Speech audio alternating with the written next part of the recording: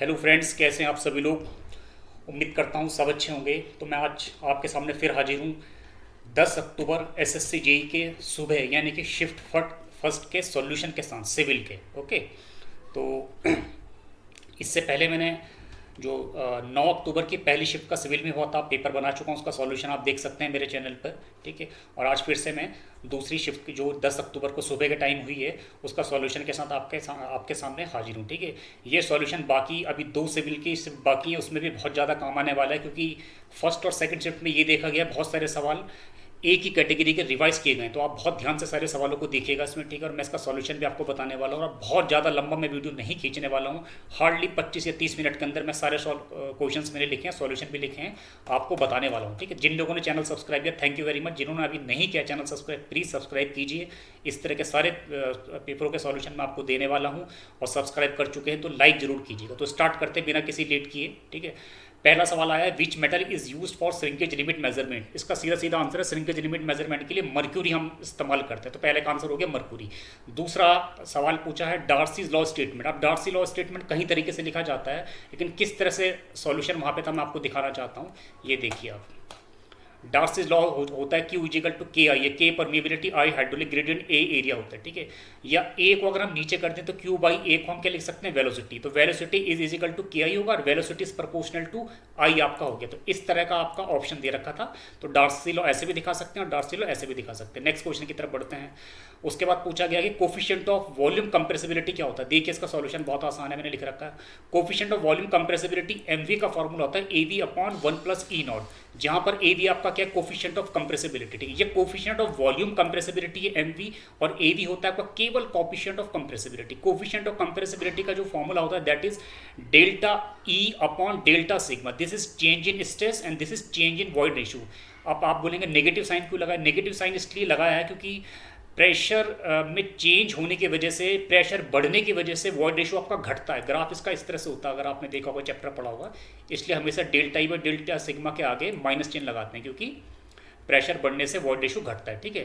तो इस तरह से ये M B is equal to A V upon 1 plus E naught पूछा गया था, तो आप ये भी लिख सकते हैं और ये भी कर सकते हैं। ठीक है। नेक्स्ट क्वेश्चन देखते हैं। The water content eight which dry density is maximum. सीधा सीधा आपने देखा होगा, ड्राई डेंसिटी और वाटर कंटेंट के बीच में एक ग्राफ बनता है। कौन सा वाले चैप्टर में, कॉम्पैक्शन वाले चैप्टर में। ये वाटर कंटेंट होता है और ये आपका क्या होता है, ड्राई डेंसिटी गामा डी होता है। ठीक है। तो इनके बीच में जो ग्राफ आता है इस तरह से आता है। ठीक है। तो जिस वाटर कंटेंट पे ड्राई डेंसिटी मैक्सिमम होती है, इस वाटर कंटेंट को आप बोलते हैं ओ एम और सी, ऑप्टिमम मॉइस्चर कंटेंट। बस यही आया था, आपको टिक मारना था। ठीक है। नेक्स्ट क्वेश्चन की तरफ बढ़ते हैं।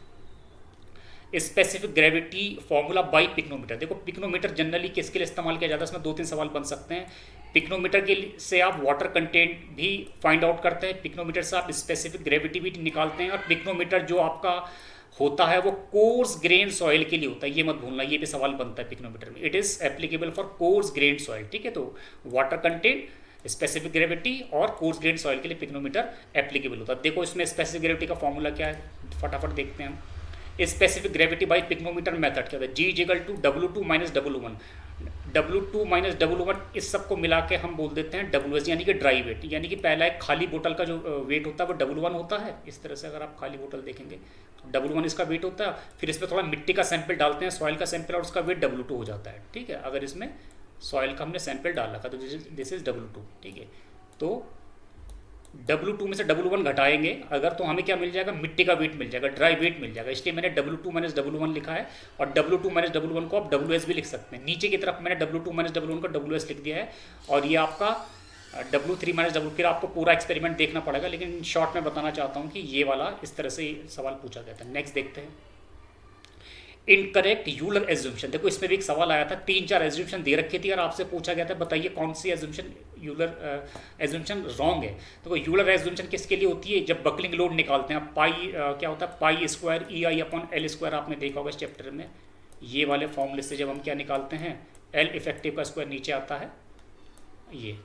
तो इस फॉर्मूले के लिए यूलर ने कुछ एज्यूम्पशन भी दी थी। ऐसा नहीं कि आप कुछ भी निकाल दें, किस कभी भी लगा दो इस फॉर्मूले को। ठीक है। तो इस फॉर्मूले की जो एज्यूम्पशन है उसमें क्या है, ई कांस्टेंट रहता है, मटेरियल आइसोट्रॉपिक है, मटेरियल होमोजीनियस है, मटेरियल लीनियर इलास्टिक है। ठीक है। तो यहाँ पे जो रॉन्ग एज्यूम्पशन थी, इनकरेक्ट एज्यूम्पशन यहाँ दे रखी थी, यहाँ पे ये कह रखा था कि modulus of elasticity E young, ये चेंज होता है, जबकि ये रॉन्ग है। तो ये ऐसा नहीं होता। E is always constant. क्यों है ई इज ऑलवेज कांस्टेंट? क्योंकि यूलर रेजोल्यूशन में मान लिया गया है कि आपका जो मटेरियल है वो आइसोट्रोपिक है। आइसोट्रोपिक मटेरियल का मतलब होता है कि सारी इलास्टिक प्रॉपर्टी इसकी सेम होती है, चेंज नहीं होती। तो वो रॉन्ग एज्यूम्पशंस आपको पिक करनी थी, ठीक है।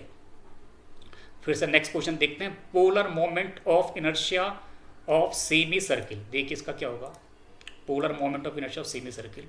पोलर मोमेंट ऑफ इनर्शिया का मतलब पहले समझिए आप। जैसे ये आपका सर्किल है, तो ये सर्किल का जो प्लेन है, इसकी परपेंडिकुलर एक्सिस के थ्रू जो मोमेंट ऑफ इनर्शिया निकाला जाता है, परपेंडिकुलर एक्सिस को क्या बोलते हैं? प्लेन के परपेंडिकुलर एक्सिस को बोलते हैं polar moment of inertia, polar axis बोलते हैं, ठीक है। तो यहाँ पे सातवां देखिए मैंने लिख रखा आपके लिए, सातवां polar moment of inertia of circle का आपको याद होगा, पूरे सर्किल की बात कर रहा हूँ मैं। पूरे सर्किल का जो इसके अबाउट होता है वो कितना होता है? Pi d to the power 4 upon 32, ठीक है। सेमी सर्किल का बस इसका आधा कर लीजिए, पाई डी टू दी पावर 4 32 का हाफ कर लीजिए, ठीक है। नेक्स्ट सवाल इसमें एक और पूछा गया था, ये बताइए पोलर मोमेंट, सॉरी, केवल simple moment of inertia of semi circle about diametrical axis. मतलब ये भी पूछा गया था, दो सवाल पूछे गए थे इस तरह से। कोई सेमी सर्किल है और ये इसका डायमेट्रियल एक्सिस है, इसके अबाउट आप मोमेंट ऑफ इनर्शिया बताइए। तो आप पूरे सर्किल का तो आपको पता ही है, पूरे सर्किल का कितना होता है? Pi d to the power 4/64। और सर्किल को अगर मैं आधा कर दूंगा तो उसे हाफ से डिवाइड कर देंगे। जो भी आएगा आंसर लिख लीजिए। मुझे लग रहा है डी की जगह आर की फॉर्म में था, तो डी इक्वल टू 2r करके आप थोड़ा सा इससे एक नई फॉर्म में इसका आंसर निकाल सकते हैं, ठीक है। बहुत आसान सवाल था, सभी ने कर लिया होगा, ठीक है। नेक्स्ट देखते हैं moment of inertia of semi circle about diametric. वही जो मैंने अभी आपको बताया, दो सवाल थे, ठीक है। बीम प्रॉब्लम आई थी, बहुत ईजी बीम प्रॉब्लम थी। देखिए 9वां सवाल में ऐसे आपको बीम बना के दे रखी थी। थोड़ा मैं सब बड़ा कर लेता हूँ, मुझे लग रहा है आपको दिखना होगा, ठीक। बीम प्रॉब्लम में देखो क्या था, ये बीम थी 20 किलोन्यूटन पर मीटर का लोड 3 मीटर तक है। 3 मीटर तक बीम में कोई लोड नहीं है। ये ए है, ये बी, और इसमें पूछ रखा था कि find R A and R B. कुछ नहीं, R A plus R B क्या होगा? Total load 20 into 30, 20 3 60। Equation first ये बन गई। दूसरे माप क्या ले लीजिए? मोमेंट अबाउट ए ले लीजिए। तो मोमेंट अबाउट ए क्या लेंगे? 6 into R B, sorry moment about 6 R B, 6 R B. ये आर बी है आपका, ये रिएक्शन है आर बी, ठीक है। और इसके अबाउट मोमेंट मैंने लिया है, ठीक है। तो आर बी इंटू 3 3 6 ही हो गया। ये इधर की तरफ लगेगा ये मोमेंट ऐसे, और बाकी बचा हुआ मोमेंट 20 इंटू 30 60 ही हो गया। 60 ये एक्ट कहाँ करेगा? इसके सेंटर पे एक्ट करेगा, तो 3 का आधा 1.5 हो गया। इस तरह से आप सॉल्व करेंगे तो आर बी की वैल्यू 15 आ जाती है, और आर ए की वैल्यू इस इक्वेशन में रखेंगे तो आर ए की वैल्यू 45 आ जाती है। बहुत आसान सवाल था, ठीक है। नेक्स्ट देखते हैं।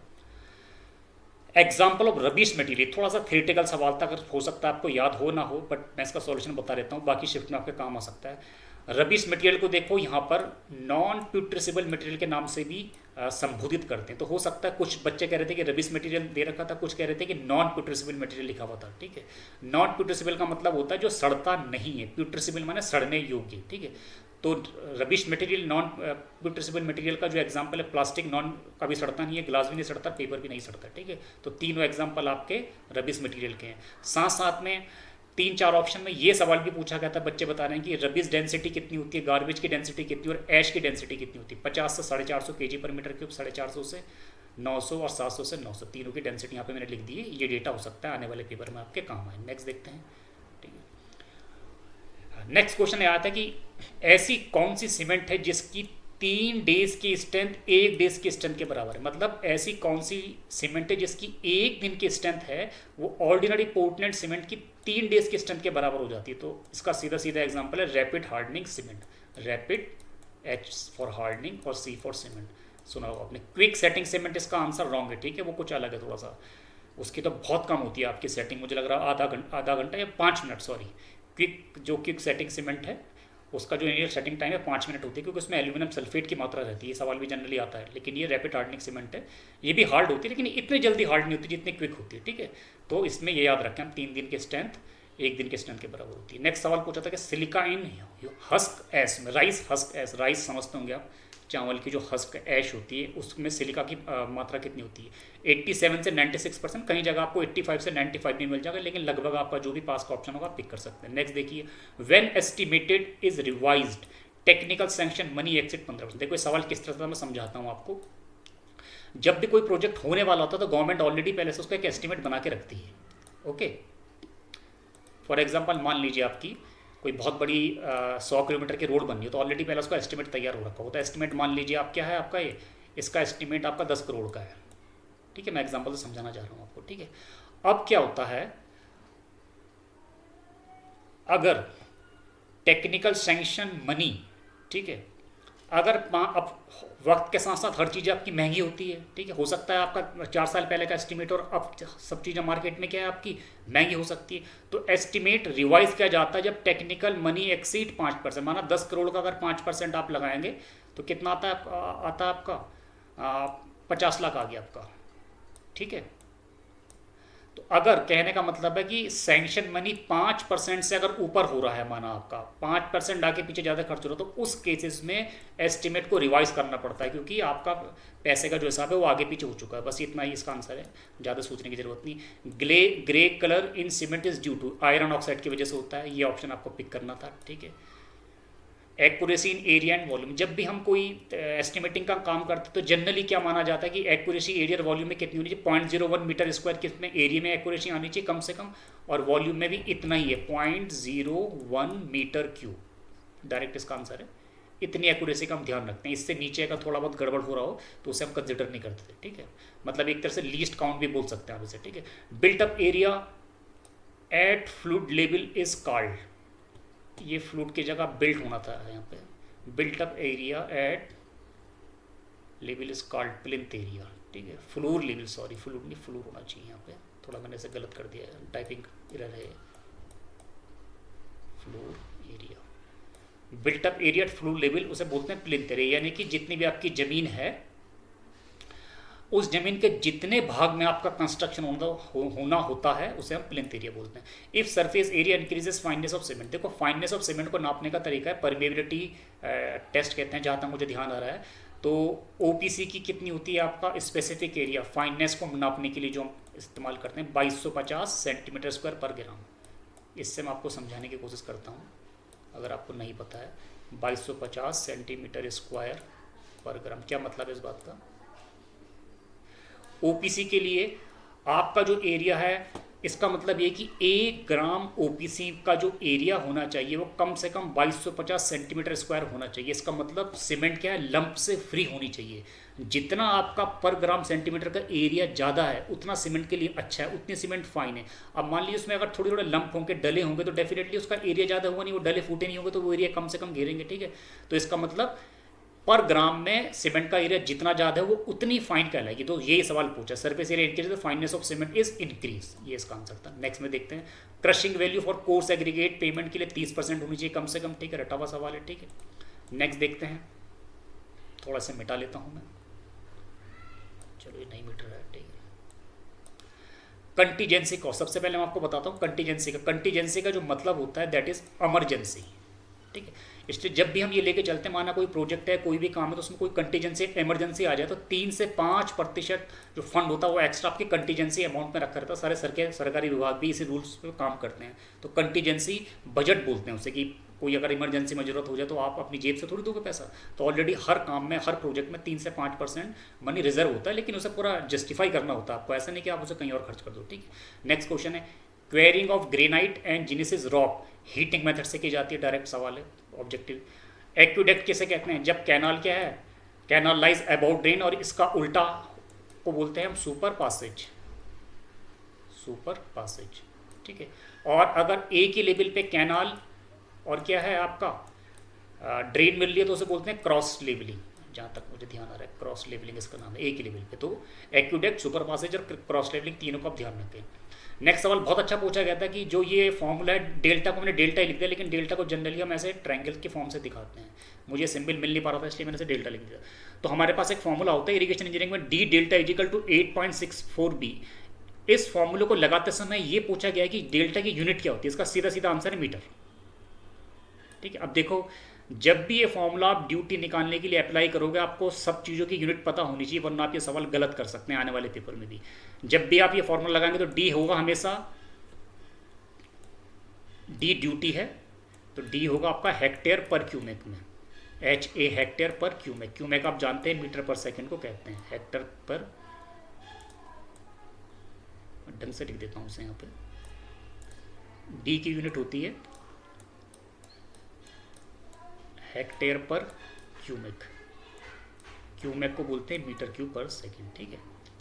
एक तो यूनिट, डेल्टा की यूनिट होती है मीटर इस फॉर्मूले में, और बी की यूनिट होती है डेज। जब ये चीज़ें आप इन यूनिट्स में रखोगे तब ये फॉर्मूला आप लगा सकते हैं, वरना नए फॉर्मूले में आप गड़बड़ कर देंगे। ठीक है, तो याद रखें आप नेक्स्ट क्वेश्चन नेक्स्ट पेपर के लिए भी। आगे बढ़ते हैं। आगे इन्होंने 4 ऑप्शन दे रखे थे और पूछ रखा था आपसे कुछ चीज़ें वाटरशेड कैनाल का किस हिसाब से बनती है। वाटरशेड कैनाल का नाम रिज कैनाल है, तो ये पूछ रखा था। कंटूर कैनाल किसे कहते हैं, जो पैरेलल टू कंटूर होती है, अपना भी ताकि पानी बहता चला जाए।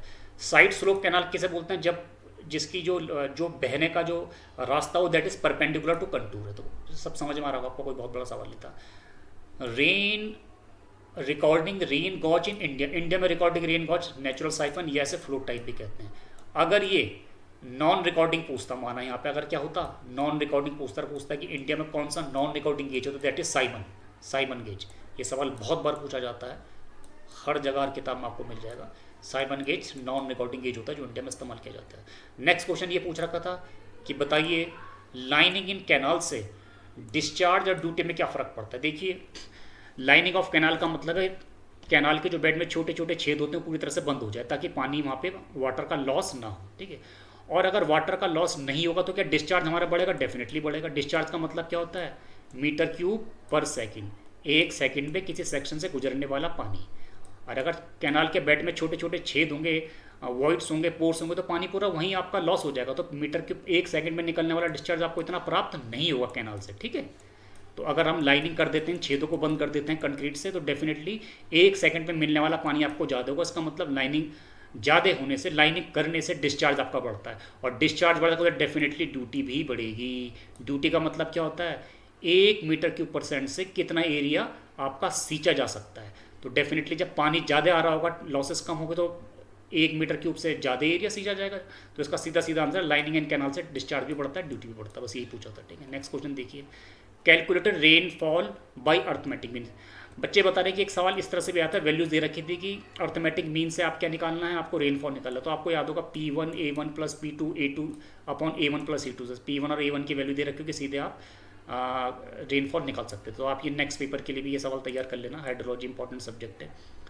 नेक्स्ट क्वेश्चन देखते हैं, फाई इंडेक्स। देखो फाई इंडेक्स क्या होता है, मैंने ऑलरेडी लिखा हुआ है। सीधा सीधा फॉर्मूला पूछा गया था, ज़्यादा कुछ नहीं पूछा गया था, क्योंकि इसका न्यूमेरिकल थोड़ा सा टिपिकल हो जाता है, इसलिए प्री में इस न्यूमेरिकल को देते नहीं, मेंस में आपका ही आ सकता है। तो फाई इंडेक्स का जो सीधा सीधा फॉर्मूला जो है P minus R upon T. जल्दी बल्दी में अगर आप कल ही आपका पेपर हो तो बस आप इतना याद कर लें, phi index is equal to P minus R T. P आपका प्रिसिपिटेशन होता है, R रन ऑफ होता है, और T is equal to time of rainfall excess होता है। इतना काफ़ी है आपके लिए, क्योंकि अभी टाइम नहीं है कि आप बहुत ढंग से पढ़े इस आर्टिकल को। Length of shift for transition curve कितना होता है, LS is equal to 24 square upon R, यहाँ पे लिखा हुआ मैंने L square upon 24R। Length of shift of transition curve, highway की बात हो रही है, मुझे लग रहा है रेलवे में सेम फार्मूला होता है, एक बार देख लेना, लेकिन हाईवे के लिए तो यही होता है L square upon 24R। L आपकी लेंथ होगी, R आपका कर्व की रेडियस होगी। नेक्स्ट देखते हैं,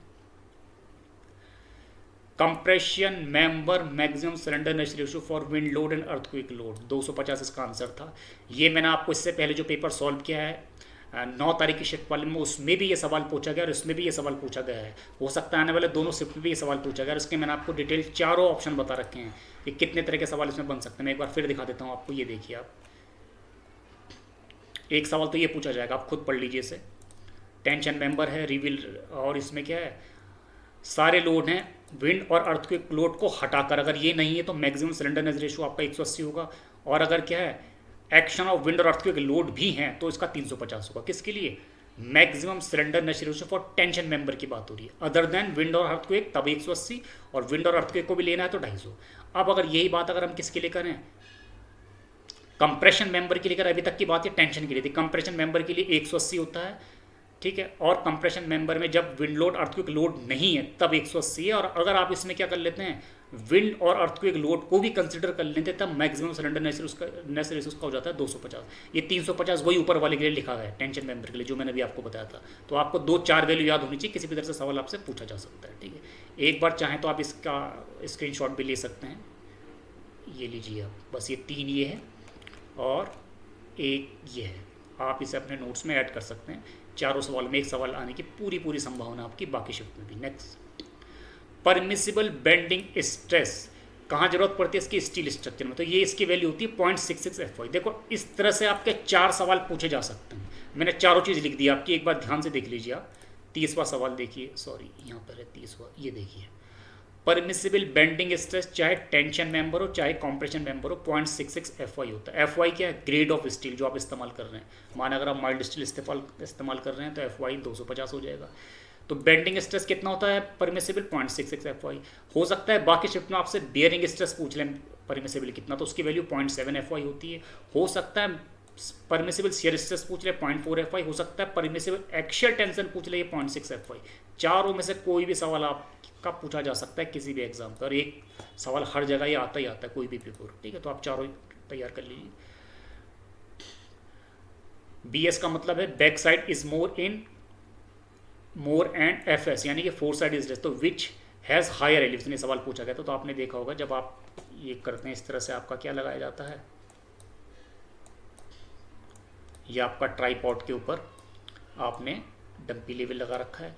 इधर आप जो स्टाफ रखते हैं इस पे जो रीडिंग आती है इसे बैक साइड बोलते हैं, इसे बैक साइड बोलते हैं। और जो स्टाफ की रीडिंग आपने ऊपर लगा रखी है इसे बोलते हैं फोर साइड, ठीक है। तो बस ये कहना चाह रहा है कि अगर बैक साइड की रीडिंग अगर मोर हो, मोर यानी कि जो भी हम रीडिंग यहाँ से पढ़ते हैं 2 मीटर 3 मीटर जो भी हो सकते हैं, अगर ये मोर कब होगी? जब ये वाला हिस्सा बहुत नीचे होगा, यानी कि ये नीचे ग्राउंड का लेवल कुछ इस तरह से होगा। अगर ग्राउंड का लेवल इस तरह से होगा जैसे मैं बना रहा हूँ, तो यहाँ पे तो बैक साइड की रीडिंग तो बहुत ज़्यादा आएगी और यहाँ पे फोर साइड की रीडिंग आपकी इतनी आएगी, कम आएगी। तो ऐसी स्थिति कब होगी? जब बैक साइड ज़्यादा हो मोर और फोर साइड कम हो।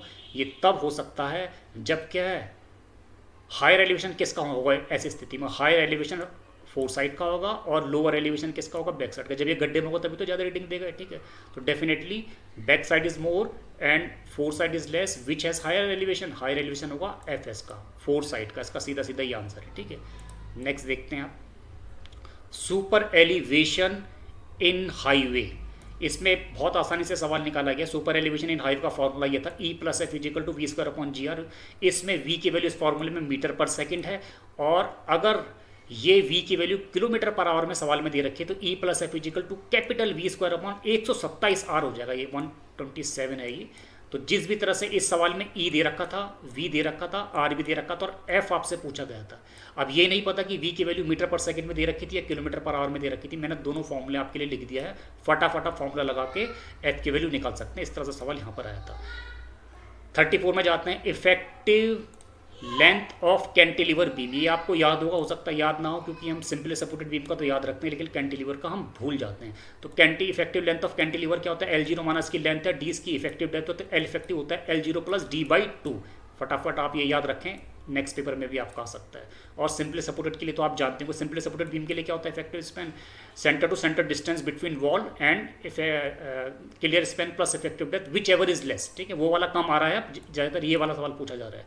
L0 + D/2 effective length of cantilever, ठीक है।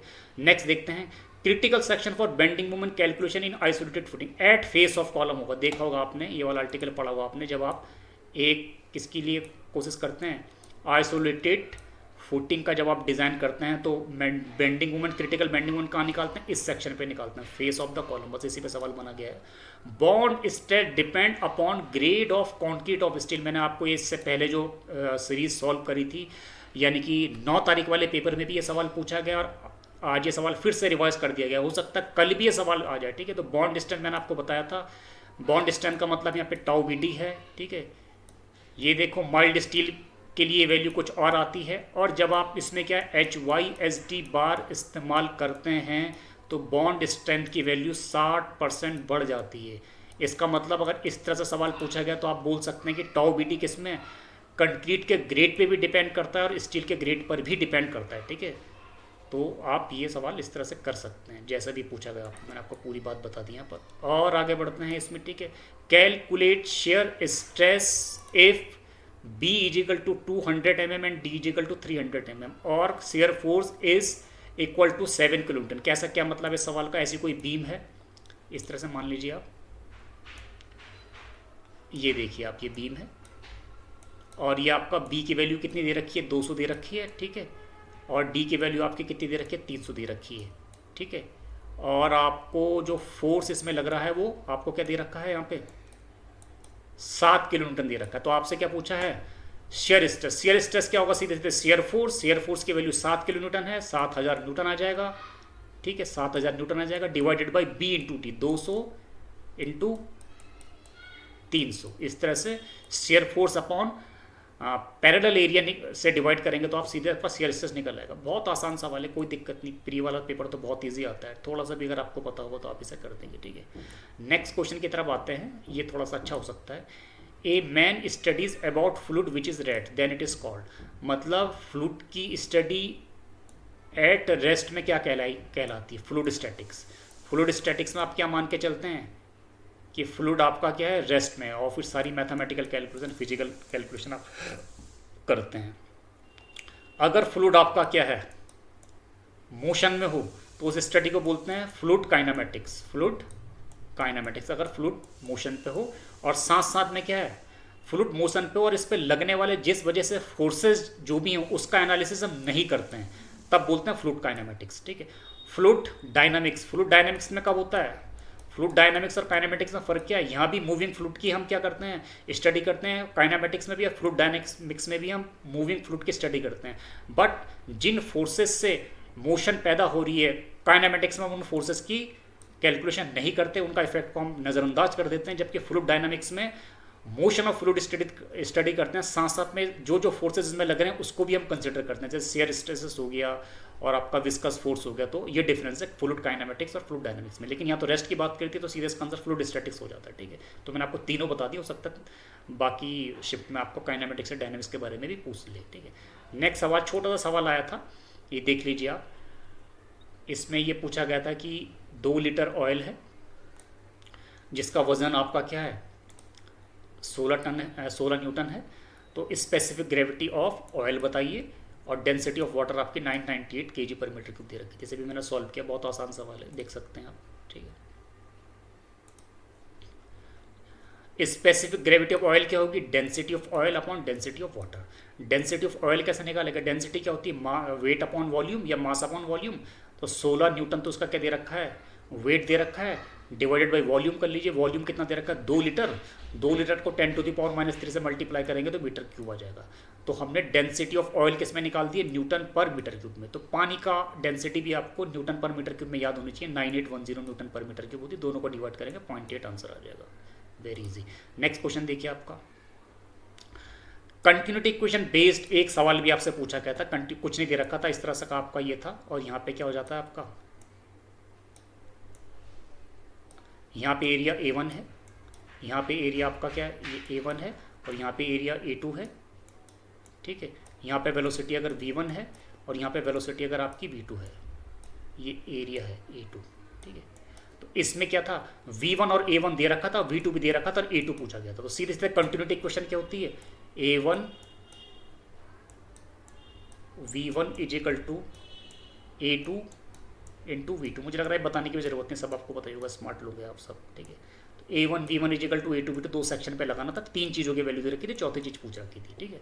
तो मैंने आइडिया दे दिया आपको, एक सवाल बहुत ईजी सा इस तरह से भी आता है। इस तरह से मैंने आपको 40 सवाल लगभग बता दिए जो आज 10 अक्टूबर में पहली शिफ्ट सिविल में आए थे। इससे आप थोड़ा सा आइडिया लगा सकते हैं कि बाकी जो 2 शिफ्ट बची हैं उसमें किस तरह के न्यूमेरिकल पूछे जा रहे हैं, और लास्ट टाइम आप रिवाइज भी कर सकते हैं फटाफट, आपको 4-5 सवालों का फ़ायदा हो सकता है। तो उम्मीद करता हूँ आपको ये पसंद आया होगा। प्लीज़ चैनल को सब्सक्राइब कीजिए फ्रेंड्स, और ये पूरा वीडियो जो मैंने काफ़ी कम टाइम पर आपको पूरे सॉल्यूशन बताए हैं, ऐसा नहीं मैं आपके 1.5-2 घंटे खा जाऊँ, बहुत कम टाइम पे मैंने आपको सारे इंपॉर्टेंट सवाल लिख के बताया, उनका सॉल्यूशन भी रिटर्न में दे दिया है।